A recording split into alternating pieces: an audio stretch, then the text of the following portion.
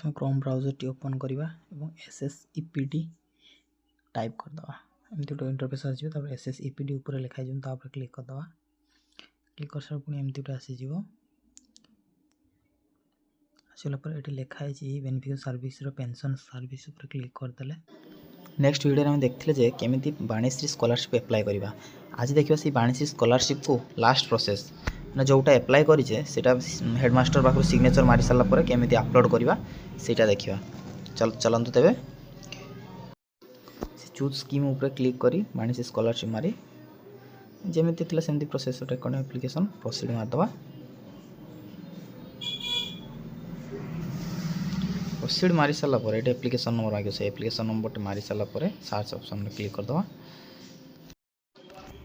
एमती गोटे page खोलीज page खोलीगला तौक जी तौक scroll कर लास्ट अच्छे अपलोड सपोर्ट डॉक्यूमेंट तापर क्लिक करदे।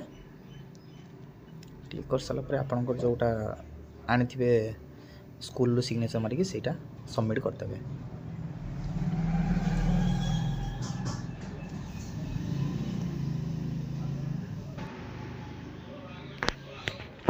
आपन जदि वीडियो एमती वाणिज्य स्कॉलरशिप एप्लाई करेंगे सहजरे। आपन जदि वीडियो भल लगे लाइक सब्सक्राइब और शेयर करदे।